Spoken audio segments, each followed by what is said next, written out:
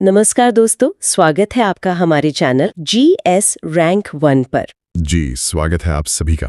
अगर आप ऐसे ही डिटेल्ड और आसान भाषा में पढ़ाई करना चाहते हैं तो हमारे चैनल को जरूर सब्सक्राइब करें, वीडियो को लाइक करें और कमेंट करके बताएं कि आपको ये कंटेंट कैसा लगा। बिल्कुल। तो चलिए शुरू करते हैं आज का सेशन। चलिए शुरू करते हैं।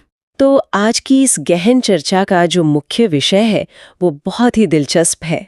आज हम बात करने वाले हैं उत्तर प्रदेश में स्थित विभिन्न शीर्ष अनुसंधान और शोध संस्थानों के बारे में। हाँ, और ये विषय इसलिए भी जरूरी है क्योंकि आमतौर पर लोग उत्तर प्रदेश को सिर्फ उसके चलिए तो फिर चर्चा की शुरुआत मानव स्वास्थ्य और उस पर्यावरण से करते हैं जिसमें हम रहते हैं। ये एक अच्छी शुरुआत होगी। और साथ ही ये भी देखेंगे कि अतीत के जीवाश्म भविष्य की राह कैसे दिखाते हैं। बिल्कुल।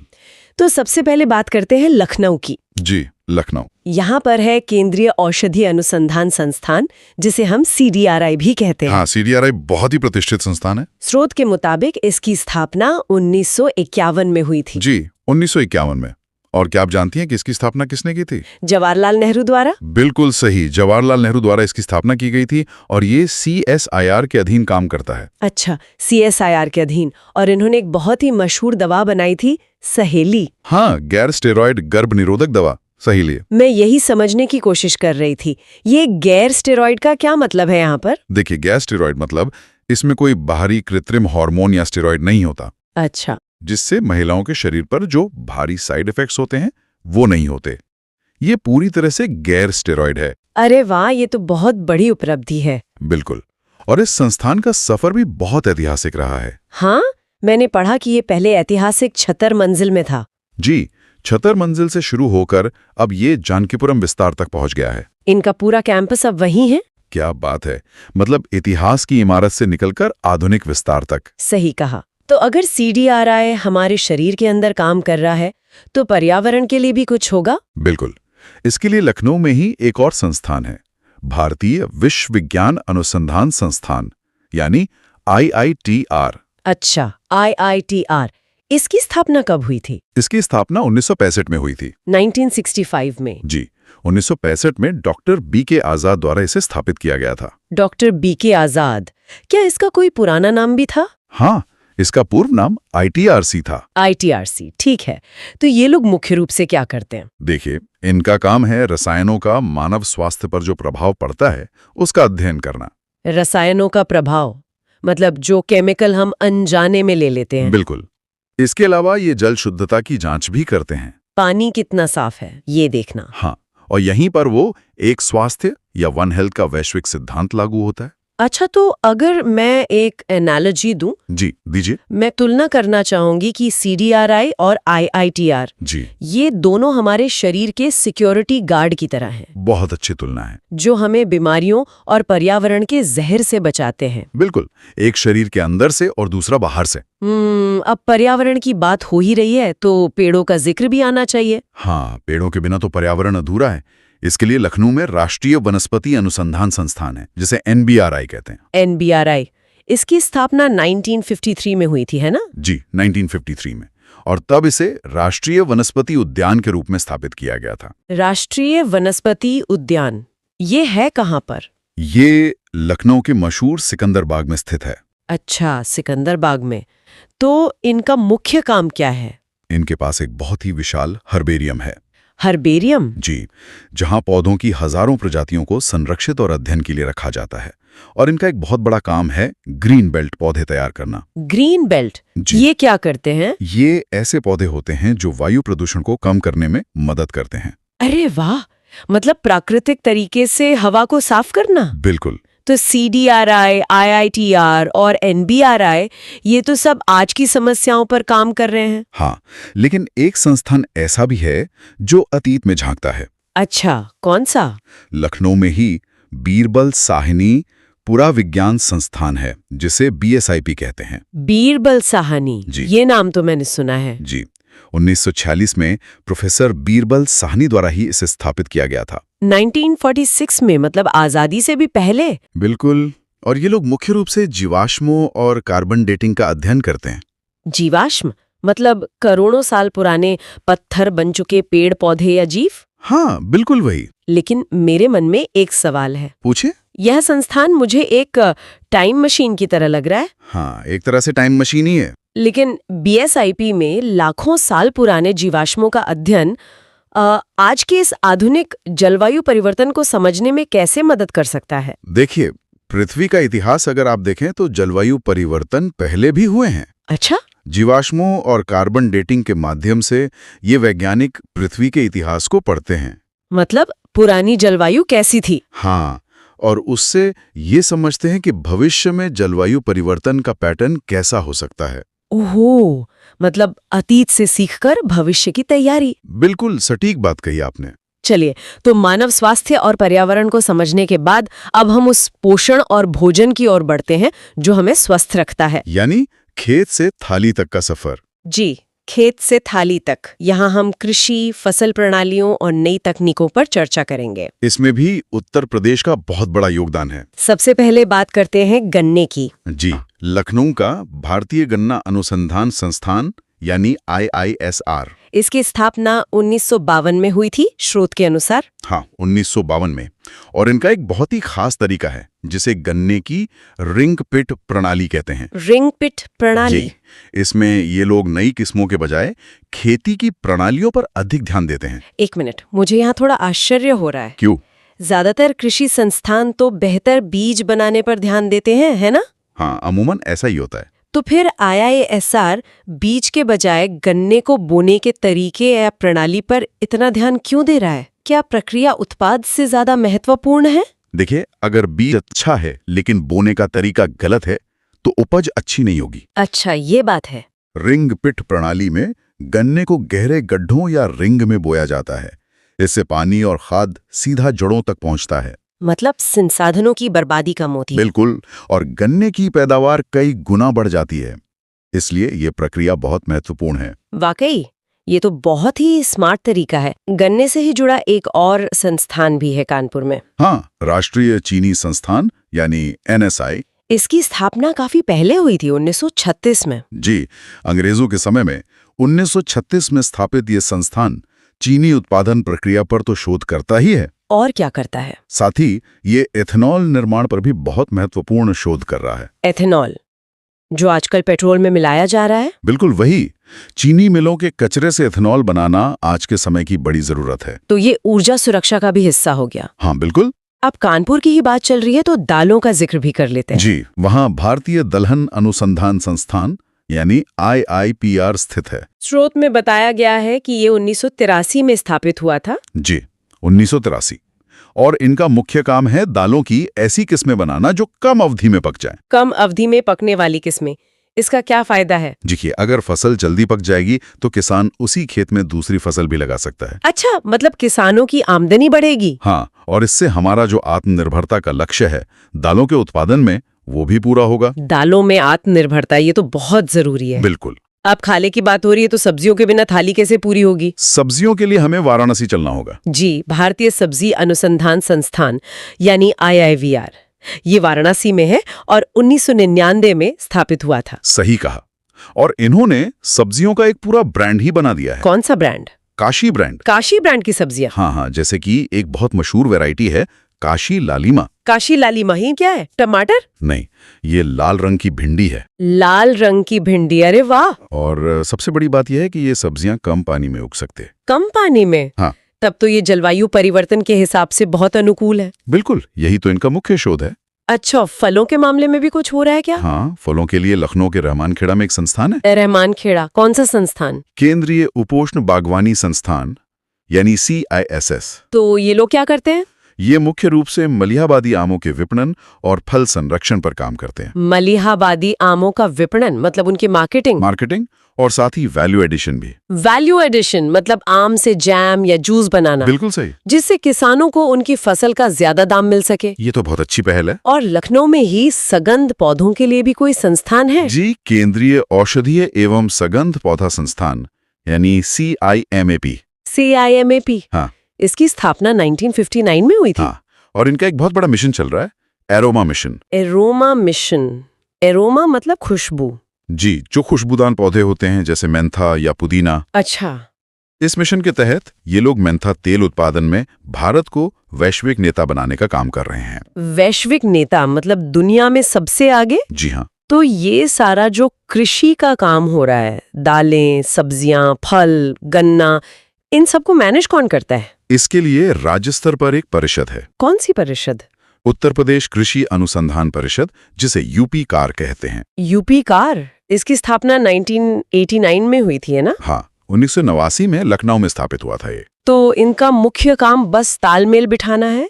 हाँ, राज्य के सभी कृषि कार्यों और जो अलग अलग कृषि जलवायु क्षेत्र हैं, कृषि जलवायु क्षेत्र मतलब एग्रो क्लाइमेटिक जोन्स, जी, उनके अनुसार समन्वय करना ताकि हर क्षेत्र की जलवायु के हिसाब से सही शोध हो सके। बहुत ही शानदार व्यवस्था है ये तो। बिल्कुल। लेकिन देखिए, कृषि केवल पौधों तक तो सीमित नहीं है ना? नहीं, बिल्कुल नहीं। यह पशु, मछलियों और ग्रामीण अर्थव्यवस्था से जुड़े उद्योगों का एक पूरा नेटवर्क है, एक पूरा पारिस्थितिकी तंत्र है। हाँ, एक पूरा इकोसिस्टम है। तो चलिए इस तीसरे हिस्से की तरफ बढ़ते हैं। पशुपालन में सबसे पहला नाम किसका आता है? पशुपालन में सबसे ऐतिहासिक नाम है भारतीय पशु चिकित्सा अनुसंधान संस्थान का, यानी IVRI। यह बरेली के इज्जत नगर में है ना? जी, और ये बहुत पुराना संस्थान है, 1889 में स्थापित हुआ था। 1889 मतलब ये तो सबसे पुराना संस्थान हो गया हमारे इस पूरे लिस्ट में। हाँ, ये सबसे पुराने संस्थानों में से एक है। तो इतने सालों में इनकी सबसे बड़ी उपलब्धि क्या रही है? इनकी एक ऐतिहासिक भूमिका रही है रिंडरपेस्ट नाम की बीमारी के उन्मूलन में। रिंडरपेस्ट ये पशुओं की बीमारी है? जी, ये पशुओं की एक बहुत ही भयंकर महामारी थी। अच्छा। और IVRI ने वैक्सीन और शोध के जरिए इसे पूरी तरह से खत्म करने में बहुत बड़ा रोल निभाया है। अरे वाह, ये तो इंसानियत और पशुओं दोनों के लिए बहुत बड़ा काम है। इज्जत नगर में कोई और संस्थान भी है क्या? हाँ, उसी कैंपस के पास केंद्रीय पक्षी अनुसंधान संस्थान है, जिसे कारी कहते हैं। कारी, इसकी स्थापना 1979 में हुई थी। बिल्कुल। और ये लोग कुक्कुट यानी पोल्ट्री पर काम करते हैं। मुर्गियों पर। जी, और विशेष रूप से कड़कनाथ जैसी औषधीय पक्षियों के संरक्षण पर। कड़कनाथ, वो काले रंग की मुर्गी? हाँ, जिसकी पोषण क्षमता बहुत ज्यादा होती है। जी, मैंने सुना है उसके बारे में। अच्छा, मथुरा में भी तो कुछ है पशुओं से जुड़ा? मथुरा में केंद्रीय बकरी अनुसंधान संस्थान है, यानी CIRG। ये भी 1979 में ही स्थापित हुआ था। जी। स्रोत में लिखा है कि ये बकरी को गरीब की गाय के रूप में लाभकारी बनाने पर काम कर रहे हैं। हाँ, ये उनका मुख्य विचार है। मुझे इस विचार पर थोड़ी बात करनी है। बकरी को गरीब की गाय कहना, ये आर्थिक दृष्टि से कितना बड़ा और गहरा विचार है? देखिए, एक गरीब किसान के लिए गाय या भैंस पालना बहुत महंगा पड़ता है। चारा, पानी, जगह सब ज्यादा चाहिए। हाँ, वो तो है। लेकिन बकरी कम चारे और कम जगह में भी अच्छे से पल जाती है। और दूध और मांस भी देती है। बिल्कुल। इसीलिए इसके सामाजिक और आर्थिक प्रभाव बहुत गहरे हैं। ये गरीब किसान की आय का एक बहुत मजबूत जरिया है। बहुत खूब। और स्रोत ये भी कहता है कि ये जमुनापारी और बर्बरी जैसी नस्लों का संरक्षण कर रहे हैं। जी, ये बकरियों की बहुत ही उन्नत नस्लें हैं। अच्छा, अब पशु है तो उनको खिलाने के लिए चारा भी चाहिए। चारे के लिए हमें झांसी चलना होगा। झांसी? वहाँ क्या है? झांसी में भारतीय चारागाह एवं चारा अनुसंधान संस्थान है, यानी IGFRI। इसकी स्थापना 1962 में हुई थी? जी, 1962 में। तो ये चारे पर शोध करते हैं? हाँ, विशेष रूप से अर्धशुष्क क्षेत्रों के लिए चारे का विकास करते हैं, जहाँ पानी कम होता है। अर्धशुष्क मतलब? Semi arid regions. बिल्कुल। और इनका एक बहुत ही अनूठा कॉन्सेप्ट है फोडर बैंक का। फोडर बैंक मतलब चारे का बैंक? हाँ, ताकि सूखे या अकाल के समय में पशुओं के लिए चारा उपलब्ध रहे। ये तो बहुत ही दूरदर्शी सोच है। और झांसी में ही एक और संस्थान का जिक्र है स्रोत में। हाँ, केंद्रीय कृषि वानिकी अनुसंधान संस्थान, जिसे केफ्री कहते हैं। केफ्री, इसकी स्थापना 1988 में हुई थी। सही। इनका एक मॉडल मुझे बहुत दिलचस्प लगा, मेड़ पर पेड़ मॉडल। जी, मेड़ पर पेड़। अगर मैं कहूं तो ये मॉडल मुझे प्रकृति का बेहतरीन मल्टीटास्किंग लगता है। मल्टीटास्किंग? वो कैसे? देखिए, खेत की मेड़ पर पेड़ लगाने से एक तो मिट्टी का कटाव रुकता है। हाँ। दूसरा, वे पेड़ कार्बन सिंक का काम करते हैं। बिल्कुल सही। और तीसरा, किसानों को लकड़ी या फल से अतिरिक्त आय भी मिल जाती है। आपने बिल्कुल सटीक विश्लेषण किया है। ये वाकई मल्टीटास्किंग है। अब जमीन की बात हो गई तो पानी के जीवों की भी बात कर लेते हैं। पानी के जीवों के लिए लखनऊ में राष्ट्रीय मत्स्य आनुवंशिक संसाधन ब्यूरो है, जिसे NBFGR कहते हैं। NBFGR? जी। इसकी स्थापना 1983 में हुई थी। जी। ये मछलियों के लिए क्या करते हैं? ये मुख्य रूप से एक जीन बैंक चला रहे हैं। मछलियों का जीन बैंक? हाँ, विशेष रूप से उन लुप्तप्राय मत्स्य प्रजातियों के लिए जो खत्म होने की कगार पे हैं। मतलब उनके जीन्स को सुरक्षित रखकर उन्हें विलुप्त होने से बचाना। बिल्कुल। ये तो बहुत ही अद्भुत है। अब इसी पारिस्थितिकी तंत्र के हिस्से के रूप में कुछ पारंपरिक उद्योगों की बात करते हैं। उद्योगों का भी बहुत गहरा असर होता है हमारे पर्यावरण पर। जैसे कानपुर का चमड़ा उद्योग। हाँ, वहाँ केंद्रीय चर्म अनुसंधान संस्थान यानी CLRI का क्षेत्रीय केंद्र है। Leather city Kanpur. तो ये लोग क्या कर रहे हैं वहाँ? लेदर इंडस्ट्री से बहुत प्रदूषण होता है। हाँ। तो इनका काम है प्रदूषण नियंत्रण और वेस्ट मैनेजमेंट पर नई तकनीकें विकसित करना। मतलब उद्योग भी चलें और पर्यावरण भी सुरक्षित रहे। बिल्कुल सही। और एक और पारंपरिक उद्योग है वाराणसी में, बनारसी साड़ी का। जी, उसके लिए वाराणसी में भारतीय हथकरघा तकनीकी संस्थान है यानी IIHT। IIHT। तो क्या वे पारंपरिक बुनाई को ही बढ़ावा देते हैं? बुनाई पारंपरिक है, लेकिन ये उसमें आधुनिक तकनीक जोड़ रहे हैं। कैसे? ये बनारसी साड़ियों के लिए कंप्यूटर एडेड डिजाइन यानी CAD का इस्तेमाल कर रहे हैं। अरे वाह, बनारसी साड़ी और कंप्यूटर एडेड डिजाइन। हाँ, और इसके लिए बुनकरों का पूरा प्रशिक्षण भी किया जा रहा है। मतलब परंपरा और तकनीक का एक बहुत ही खूबसूरत संगम है ये। बिल्कुल। चलिए, तो हमने प्रकृति, कृषि, पर्यावरण और स्वास्थ्य की सुरक्षा पर काफी लंबी चर्चा कर ली। जी, ये सभी बहुत अहम पहलू हैं। लेकिन एक चीज बच गई है। वो क्या? नागरिक समाज की सुरक्षा और कानून व्यवस्था में विज्ञान की भूमिका। आप फोरेंसिक विज्ञान की बात कर रही हैं? बिल्कुल।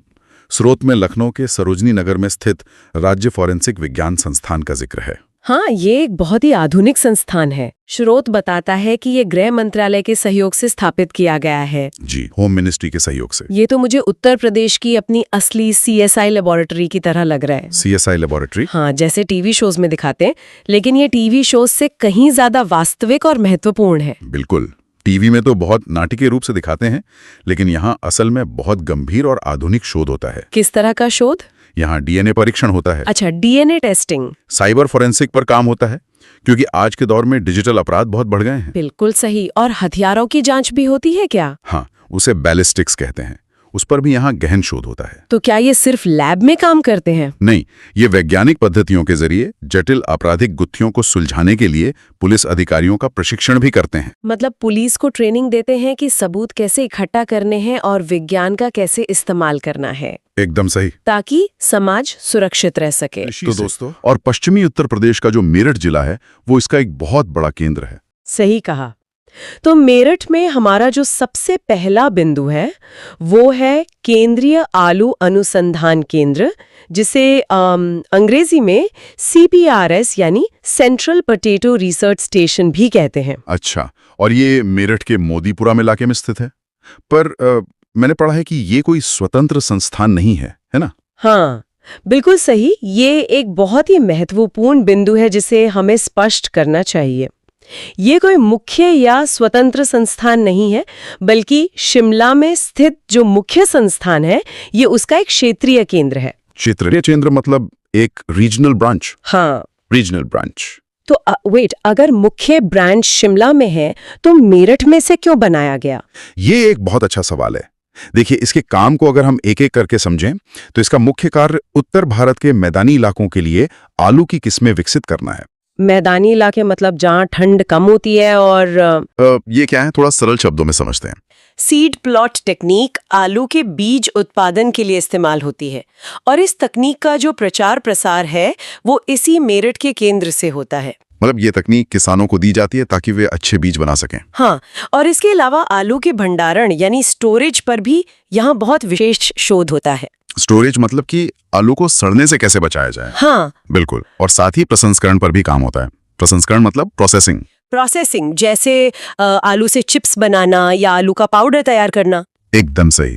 तो अगर हम इसे गहराई से देखें, तो यहाँ आलू की नई वैरायटी बनाने से लेकर उसे स्टोर करने और फिर चिप्स बनाने तक का सारा वैज्ञानिक काम होता है। Okay, let's unpack this. ये केंद्र पश्चिमी उत्तर प्रदेश के किसानों के लिए सिर्फ एक लैब नहीं है, ये तकनीक का मुख्य स्रोत है। हाँ, अगर मैं इसे एक एनालॉजी दूं, तो ये किसानों के लिए एक तरह से सॉफ्टवेयर अपडेट की तरह है, जो उनकी फसल को बीमारियों से बचाता है। बहुत ही सटीक उदाहरण है। किसानों को हमेशा नई तकनीक से अपडेटेड रखना। तो ये तो बात हुई आलू की। हाँ अब मेरठ में ही एक और संस्थान है। जी, बिंदु 20 जो है भारतीय कृषि प्रणाली अनुसंधान संस्थान, जिसे IFSR भी कहते हैं। बिल्कुल। और ये भी मेरठ के उसी मोदीपुरम इलाके में है जहां आलू वाला केंद्र था। अच्छा, दोनों मोदीपुरम में ही हैं। और इसकी स्थापना का वर्ष क्या है? इस पर हमें विशेष जोर देना है। इसकी स्थापना वर्ष 1968 यानी 1968 में हुई थी। 1968, ओके। अब इस संस्थान का जो मुख्य दर्शन है, जो फिलॉसफी है, वो मुझे बहुत दिलचस्प लगी। हाँ, क्योंकि यह संस्थान केवल एक फसल पर शोध नहीं करता है। मतलब सिंगल क्रॉप पर नहीं, ये पूरे फार्मिंग सिस्टम पर शोध करता है। तो श्रोताओं के लिए अगर हम इसे थोड़ा तोड़कर समझाएं, तो फार्मिंग सिस्टम का मतलब सिर्फ खेत में बीज बोना नहीं है। बिल्कुल नहीं। फार्मिंग सिस्टम का मतलब है खेती और उसके साथ पशुपालन और उसके साथ मछली पालन, इन सब को मिलाकर एक सिस्टम बनता है। ओह वाओ, मतलब सब कुछ एक साथ जुड़ा हुआ है। हाँ, और इसका मुख्य उद्देश्य क्या है? इसका उद्देश्य छोटे किसानों के लिए एक सतत आय मॉडल तैयार करना है। सतत आय मॉडल जी या सस्टेनेबल इनकम मॉडल। जी, क्योंकि एक छोटा किसान सिर्फ खेती पर निर्भर नहीं रह सकता। व्हाट्स फैसिनेटिंग हियर इज ये संस्थान ये समझता है कि एक छोटे किसान की आय सिर्फ खेत से सुरक्षित नहीं हो सकती। बिल्कुल, अगर मौसम खराब हुआ तो हाँ, फसल बर्बाद हो सकती है। तो उसे पशुपालन और मछली पालन जैसे अन्य साधनों को एक साथ जोड़ना होगा। सही कहा। और ये संस्थान पर्यावरण और मृदा स्वास्थ्य यानी मिट्टी की सेहत पर भी बहुत ध्यान देता है। मिट्टी की सेहत के अनुसार ही काम होता है यहाँ। हाँ, मिट्टी की सेहत और जो जलवायु परिवर्तन हो रहा है उसके अनुसार ही ये तय करता है कि फसल चक्र क्या होना चाहिए। फसल चक्र मतलब क्रॉप साइकिल। हाँ, कि किस फसल के बाद कौन सी फसल लगानी है। बिल्कुल। और ये ICAR के अधीन एक प्रमुख राष्ट्रीय केंद्र है। तो खेतों की बात हो गई, मेरठ की बात हो गई। अब यहाँ से हम आगे बढ़ते हैं और अपनी यात्रा का रुख मोड़ते हैं एक ऐसे शहर की ओर जो आधुनिक उद्योगों का केंद्र है। हाँ, नोएडा। खेतों से निकलकर नोएडा। यहाँ हम बात करेंगे इंसानी श्रम और इंसानी इतिहास के संरक्षण की। तो हमारा 21वां बिंदु है VV गिरी राष्ट्रीय श्रम संस्थान, जो कि नोएडा में है। जी, नोएडा के सेक्टर 24 में स्थित है ये। और ये कोई छोटा संस्थान नहीं है, ये श्रम संबंधी शोध और प्रशिक्षण का सर्वोच्च संस्थान है। सर्वोच्च संस्थान मतलब सुप्रीम इंस्टीट्यूट। और इसका इतिहास क्या है? इसकी स्थापना 1974 में हुई थी। 1974? हाँ। और इसका नाम VV गिरी क्यों रखा गया? समर्थक थे। अच्छा, तो अगर हम यहाँ होने वाले शोध के विषयों को एक एक करके गिनाएं तो इसमें क्या क्या आता है? इसमें सबसे पहले आता है बाल श्रम यानी चाइल्ड लेबर। हाँ, फिर है बंधुआ मजदूरी जिसे बॉन्डेड लेबर कहते हैं। बिल्कुल। और असंगठित क्षेत्र के श्रमिक। असंगठित क्षेत्र मतलब अनऑर्गेनाइज्ड सेक्टर के जो मजदूर होते हैं। जी, इन सभी विषयों पर यहाँ बहुत गहराई से शोध होता है। So what is this all mean? क्या ये सिर्फ एक ऑफिस है जहाँ कुछ लोग बैठकर रिसर्च पेपर छापते हैं? नहीं, बिल्कुल नहीं। इसका काम नीति निर्माण में मदद करना है। नीति निर्माण? हाँ, मतलब भारत सरकार को श्रम कानूनों में संशोधन करने और नई नीतियां बनाने में ये संस्थान सीधे तौर पर मदद करता है। अच्छा, मतलब ये वो जगह है जहाँ मजदूरों के हक के लिए जमीनी रिसर्च होती है और फिर उसे कानून में बदला जाता है। एकदम सही। और ये श्रम मंत्रालय जो भारत सरकार का है उसके अधीन एक स्वायत्त संस्थान है। स्वायत्त यानी ऑटोनमस। जी, बहुत बढ़िया। अब नोएडा में ही एक और संस्थान है, बिंदु 22 राष्ट्रीय संग्रहालय संस्थान या NMI। ये भी नोएडा में ही है। हाँ, ये वर्तमान में नोएडा के सेक्टर 62 यानी सेक्टर 62 के नवनिर्मित परिसर में है। नवनिर्मित मतलब एकदम नए कैंपस में शिफ्ट हुआ है। जी, और ये संग्रहालय विज्ञान, जिसे अंग्रेजी में म्यूजियोलॉजी कहते हैं, और कला संरक्षण का प्रमुख शैक्षणिक और शोध संस्थान है। कला संरक्षण, आर्ट कंजर्वेशन। और इसका दर्जा क्या है? इसे डीम्ड यूनिवर्सिटी का दर्जा प्राप्त है। अच्छा, डीम्ड यूनिवर्सिटी है ये। और किस मंत्रालय के तहत है? ये संस्कृति मंत्रालय के अधीन आता है। तो यहाँ कला संरक्षण का काम होता कैसे है? यहाँ प्राचीन पेंटिंग्स, मूर्तियों और ऐतिहासिक वस्तुओं के रासायनिक संरक्षण पर गहन शोध होता है। रासायनिक संरक्षण मतलब केमिकल कॉन्जर्वेशन? हाँ, रसायनों का इस्तेमाल करके पुरानी और नाजुक कलाकृतियों को सड़ने से या खराब होने से बचाना। और इसके साथ साथ ये ट्रेनिंग भी देता है ना? बिल्कुल। ये संग्रहालय विशेषज्ञों और क्यूरेटर्स को अंतर्राष्ट्रीय स्तर का प्रशिक्षण देता है। If we connect this to the bigger picture, तो ये संस्थान हमारे इतिहास को समय की मार और रसायनों के नुकसान से बचाने का एक बहुत बड़ा काम कर रहा है। सही कहा। मतलब ये कलाकृतियों का एक हाईटेक अस्पताल है एक तरीके से। हाँ, ये बहुत अच्छा तरीका है इसे समझने का। तो अब नोएडा के इन नीति निर्माण और संरक्षण वाले संस्थानों से हम आगे बढ़ते हैं। अब हम चलेंगे उत्तर प्रदेश के उन जिलों में जहां सदियों पुराने पारंपरिक उद्योग हैं। और कैसे वो उद्योग आज विज्ञान की मदद से खुद को बदल रहे हैं। बिल्कुल। तो इसमें सबसे पहला नाम आता है इत्र का, कागज का और कालीन का, यानी कन्नौज, सहारनपुर और भदोही। तो हमारा 23वां बिंदु है सुगंध एवं स्वाद विकास केंद्र, जिसे FFDC कहते हैं।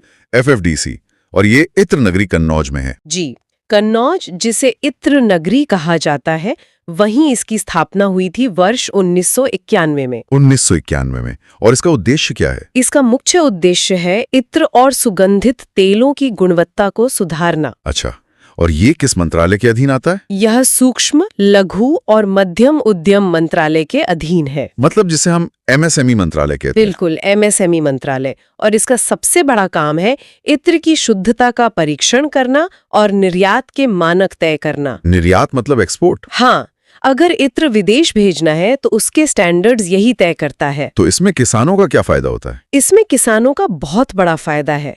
यह संस्थान किसानों को फूलों और पौधों से तेल निकालने की आधुनिक मशीनरी चलाने का प्रशिक्षण देता है। मतलब जो किसान फूल उगा रहे हैं उन्हें सीधे सिखाया जा रहा है कि आधुनिक मशीनों से तेल कैसे निकालें। जी, और इसके अलावा यह प्राकृतिक सुगंधों के संरक्षण का भी मुख्य केंद्र है। प्राकृतिक सुगंधें जैसे? इत्र सिर्फ एक परंपरा नहीं है।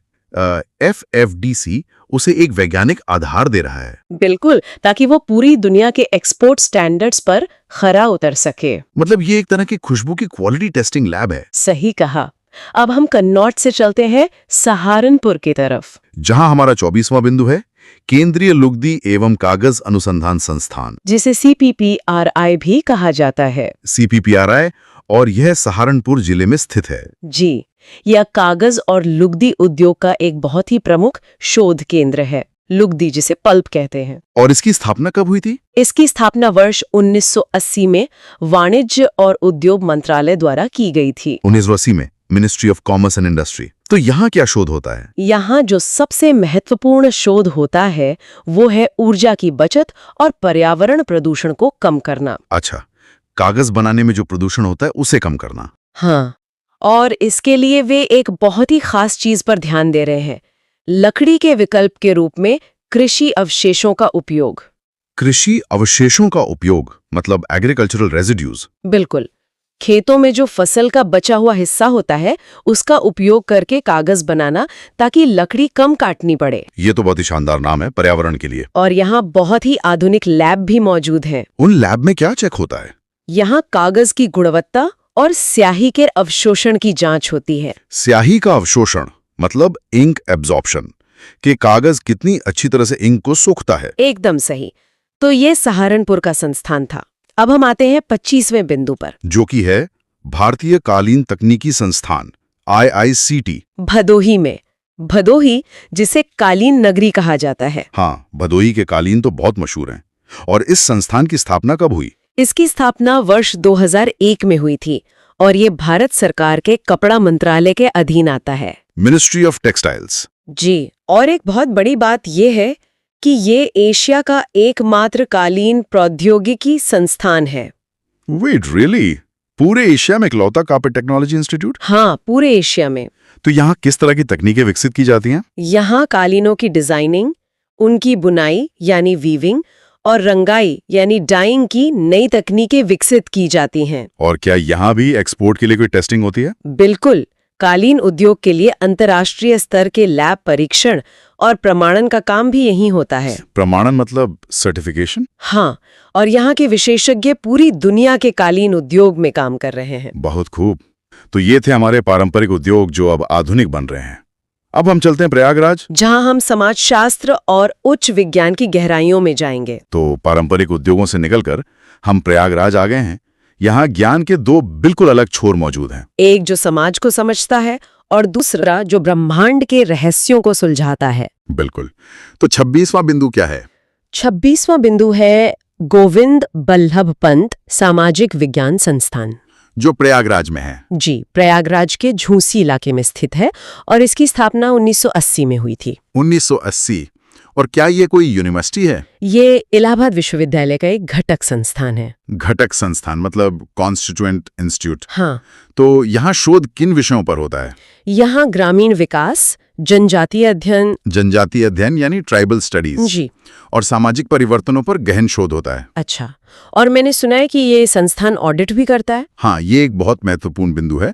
ये संस्थान सरकारी योजनाओं के सामाजिक ऑडिट के लिए जाना जाता है। सामाजिक ऑडिट, सोशल ऑडिट, मतलब जो सरकारी योजनाएं समाज के लिए बनी हैं, वो जमीन पर कैसा काम कर रहे हैं उसका ऑडिट। बिल्कुल सही। और इस काम के लिए इसे नई दिल्ली स्थित ICSSR और उत्तर प्रदेश सरकार दोनों का समर्थन प्राप्त है। बहुत बढ़िया। अब प्रयागराज में ही जो हमारा 27वां बिंदु है वो एकदम अलग विषय पर है। हाँ, वो है हरिश्चंद्र अनुसंधान संस्थान, जिसे HRI कहते हैं। HRI, ये किस चीज के लिए? ये उच्च गणित और सैद्धांतिक भौतिकी के लिए विश्व प्रसिद्ध है। सैद्धांतिक भौतिकी मतलब थ्योरेटिकल फिजिक्स। जी, और इसे फंडिंग कहाँ से मिलती है? ये परमाणु ऊर्जा विभाग यानी DAE द्वारा वित्त पोषित है। डिपार्टमेंट ऑफ एटॉमिक एनर्जी इसे फंड करता है। हाँ। और यहाँ शोध का स्तर क्या है? यहाँ वैश्विक स्तर का शोध होता है, जैसे स्ट्रिंग थ्योरी और क्वांटम कंप्यूटिंग के क्षेत्र में। स्ट्रिंग थ्योरी और क्वांटम कंप्यूटिंग? बिल्कुल। और इसका नामकरण किसके नाम पे हुआ है? महान गणितज्ञ और भौतिक विज्ञानी हरिश्चंद्र के नाम पर। अच्छा, और यहाँ दुनिया भर से लोग आते हैं? हाँ, दुनिया भर के शीर्ष वैज्ञानिक यहाँ शोध और सेमिनार के लिए आते हैं। तो अगर देखा जाए, एक तरफ हम बात कर रहे हैं मेरठ में आलू के बीज की जी, और दूसरी तरफ यहाँ प्रयागराज में स्ट्रिंग थियरी की। यही इस पूरी यात्रा की सुंदरता है ना? बिल्कुल। एक ही राज्य में एकदम जमीन से जुड़े काम भी हो रहे हैं और ब्रह्मांड को समझने वाले काम भी। सही कहा।